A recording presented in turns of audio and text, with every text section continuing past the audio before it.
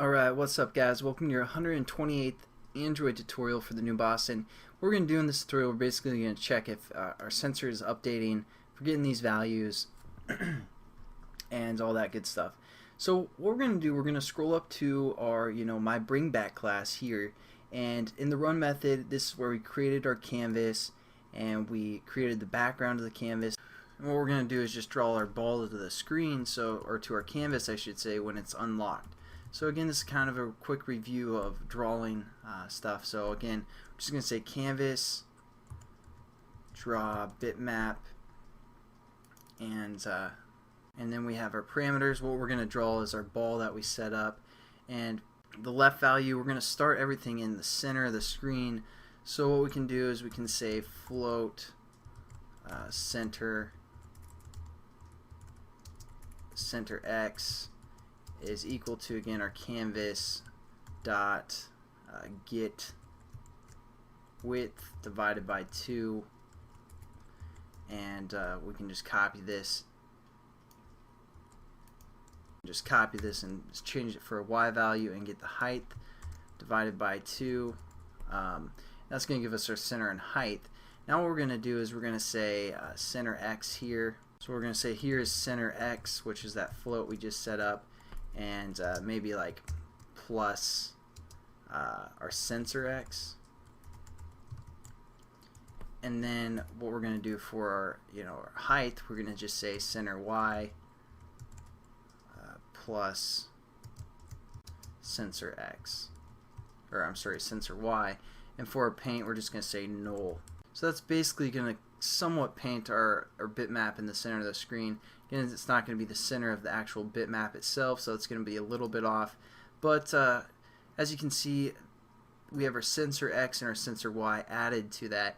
But basically the problem is this sensor is only, it varies from like 0 to I believe 40 is the amount of force that you can apply to it.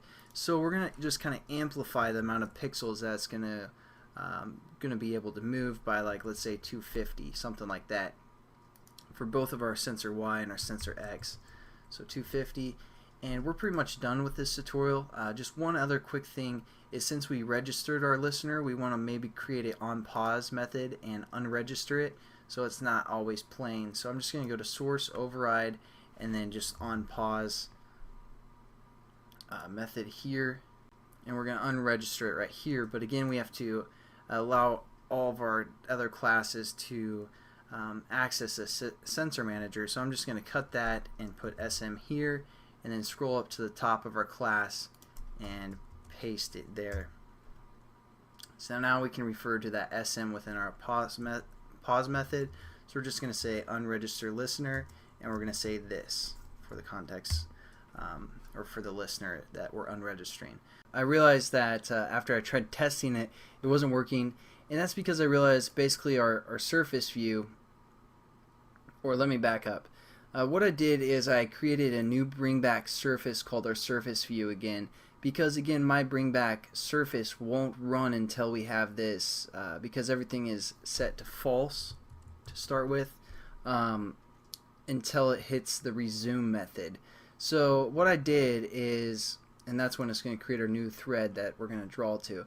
So what I did is created a my bring back surface called our surface, and then within our onCreate method, which I moved down to the bottom, or set content view, I moved down to the bottom. I just created our surface to equal new bring back this, and then I just called the resume method, which would set all of our variables to be true and create that new thread. So if you guys are following along, you want to make sure you want to do that, and then we set our content view after we called this resume method, and I'll show you guys what it looks like. Oh, and also you guys want to probably go up to this draw bitmap, and instead of saying 250, you probably just want to do 20. So alright, I'll see you guys in a second. Alright, let me try and get more in focus in this one. Whoa. Alright, there we go. So now let's go down to our Accelerate class. I just want to quickly show you some of the problems, or one of the problems, which you guys can probably figure out how to solve yourself. But as you can see, as I tilt the ball back, it goes up the screen, and as I tilt back, it goes down the screen. tilt to the right or to the left, it goes to the right of the screen, and vice versa. So I mean, it's not that great, but at least you guys can see a little bit of the accelerometer. And one of the problems that we're going to have is if we tilt it all the way over, it's going to try and readjust our screen, and it's not going to like that and force close our program. So you can either set the screen orientation to be fixed or whatever you guys want to do to solve that problem, but I'm not going to probably show a tutorial on it because I bet you guys can figure it out yourself. And I'll catch you guys in the next one. Have a good